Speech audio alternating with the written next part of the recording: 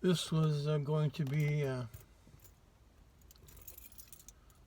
rock and roll grandma 2.0. My camera died yesterday. I wasn't able to finish it. And today I forgot my notes. Pun intended. I was going to do a long comparative video of the two lines of rock and roll, real people and commercial artificially created hits. But I was in such a rush to get out. I didn't bring that. So I'm going to have to go all mystical on your ass. Jokingly in the last one I said there was an English pop television host who referred to the rockers as said mankind has progressed from men with long hair and beards pounding on hollow logs to where it is now, where we have men with long hair and beards pounding on hollow logs.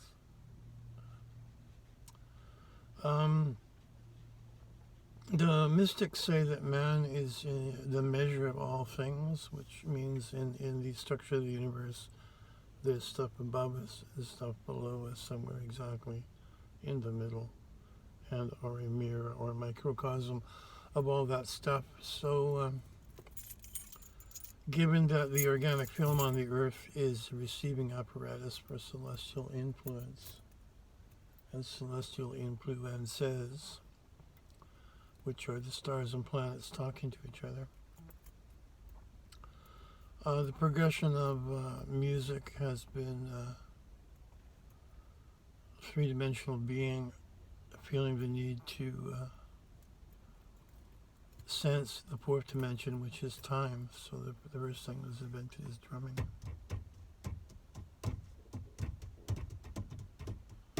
So drumming represents the fourth dimension. Drums are made from a combination of trees, which are organic life, and skin of animals. And the skin of animals is equivalent to the film of organic matter on the surface of the earth. So unknowingly, man is following the laws of the universe.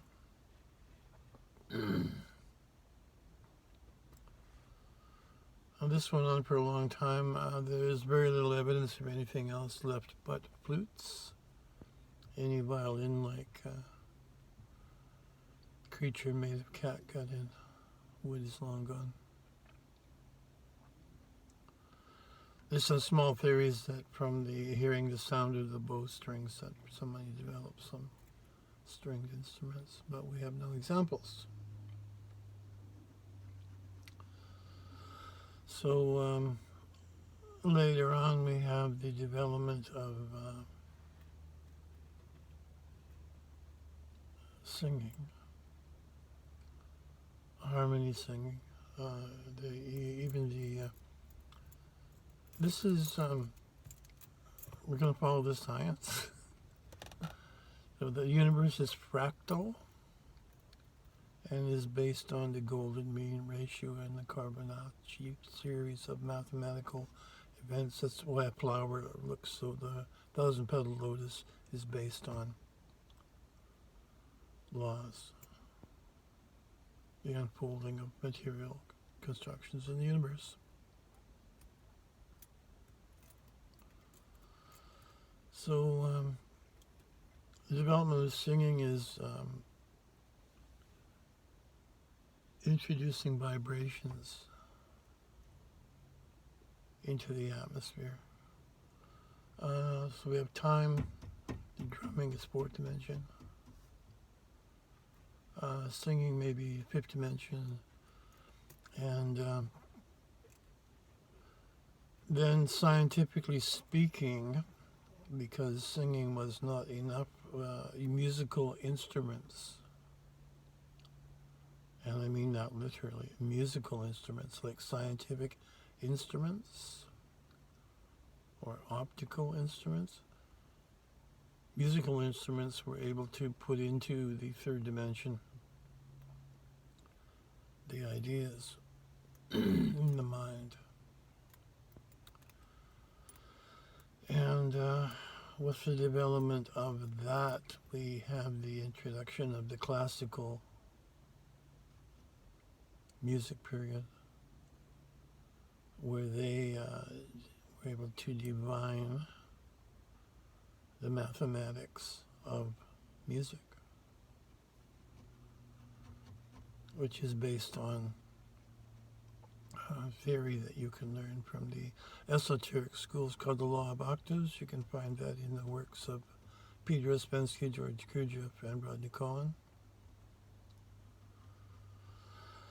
Especially Rodney Collin, he has a book called The Theory of Celestial Influence, and it's not a theory in the sense of we're guessing that this might be true. It's a textbook from a mystery school, and the course is called Celestial Influence. And the textbook is The Theory of Celestial Influence. So the music that we make is based on laws in harmony with celestial laws. This is a set of mathematics with 8 steps in it, and actually the musical octave or 8 step is based on this mathematics. So during the classical period, they had many geniuses working on the theory, music theory. And we have that legacy.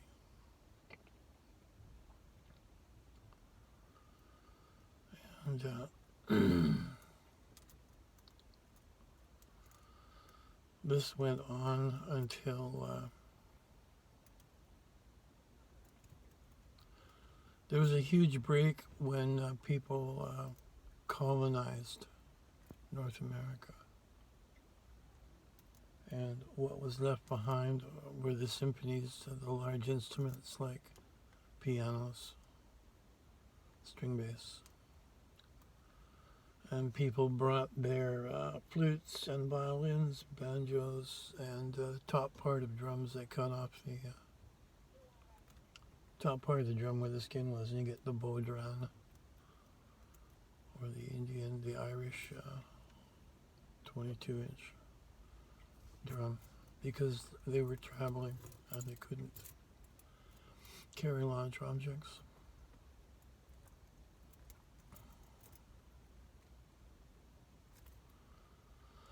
So in North America, we have in the South, blending of French classical music, drumming from Africa, and chord structure and rhythms, and the modal scales from Ireland. And this eventually morphed into North American folk music and blues roots music, which eventually became the underpinnings of rock and roll. And when the vacuum tube was invented, we have the possibility of broad dissemination of this music. But to do that, this was done with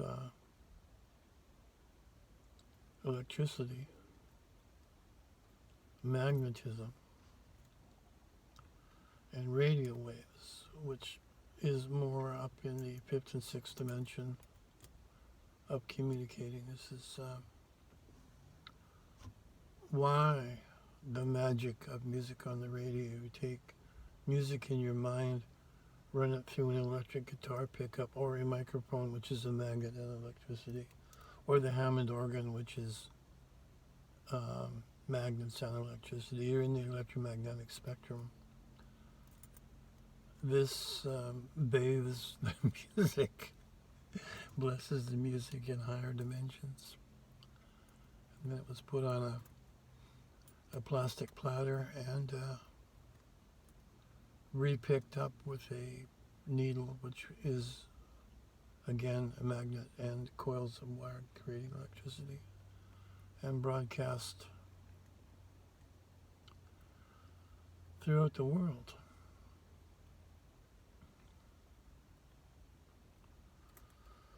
So this is an increase of communication.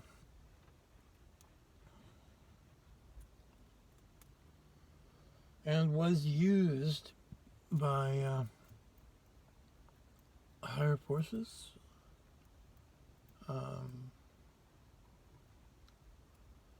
beings which were invisible to us,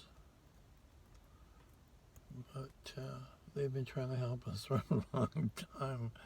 And once we raise our communication up into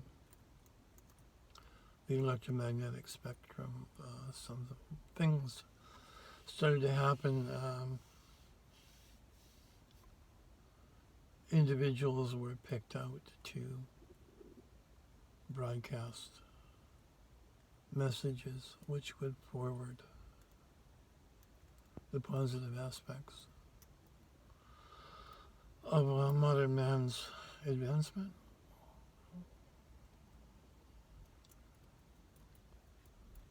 And one of these people was Bob Dylan, for example. His early works are directly from higher forces. And when your job is done, they usually get rid of you. He was supposed to die in that motorcycle accident, but he wanted to stay. And after that, his voice was changed, and he never had the mystical aspect in his work again.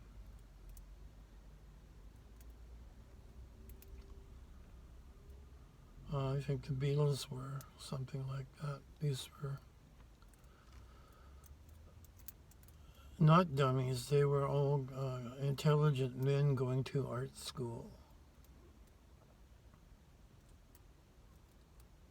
Although they pretend to be rock and rollers. Mick Jagger is a graduate of the London School of Economics. And did the marketing for the Rolling Stones using what he learned at the London School of Economics. I think Moody Blues were also London School of Economics.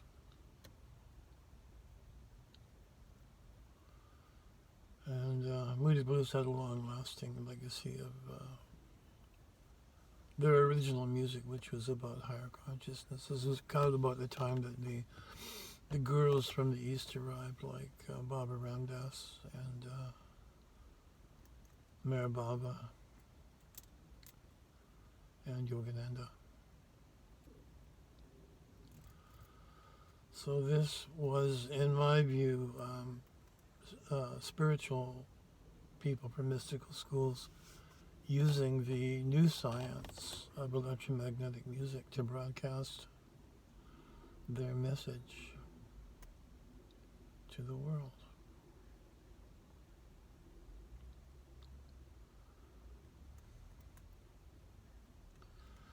Just appended to that, I play the Hammond B3, which is an electromagnetic organ with magnetism, electricity, and motors.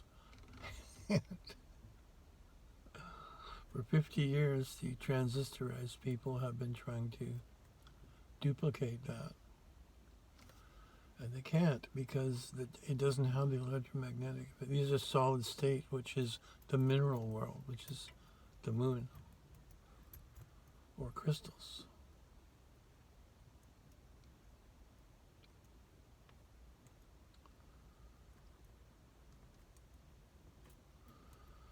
And another detail is that the bone flutes are made of mineralized human tissue, which is, again, the mineral world. So in the early days, we had organic tree trunks turned into drums with skin stretched over them, being actualized with mineralized bones for articulation.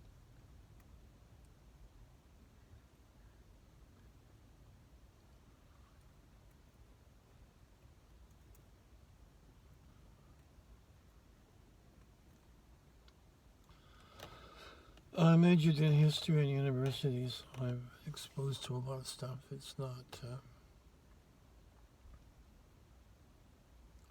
generally known.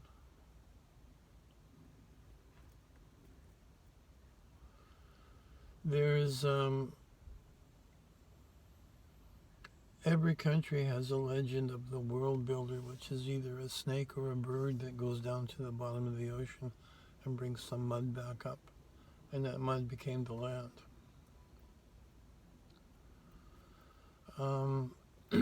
That story is in the North American Indians as well, and for them to have that story, which originated in Asia, they would have had to come across the land bridge with it, and that was 15,000 years ago. So there have been humans in North America for 15,000 years. And this is undoing the history that we do have, and the very thin drum that the North American Indians use is the conga-style drum from Asia, and they cut the top off and carried it with them as they explored North America after the end of the last ice age.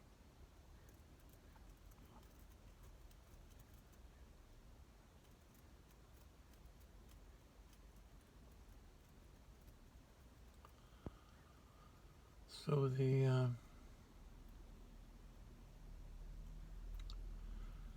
history of music is a long one, and we're at on a planetary scale. Every 10,000 years, there's a planetary alignment which busts up the crust and ends the civilization that might be there. It's coming up in 2023 in October.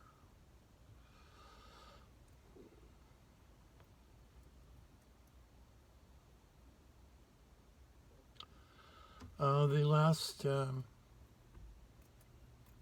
6,400 years has been a cycle of 8 civilizations. And coming out of the Arabic civilization, a lot of the mathematics that base Rodney Collins' theory of celestial influence came from there, and astronomy, astrology, and the musical scale. More notes were added. And these civilizations at the very end become shorter and shorter, and we're in the last one, which is called the electronic civilization, which will be 35 years long, and this is where we have all the electromagnetic technology.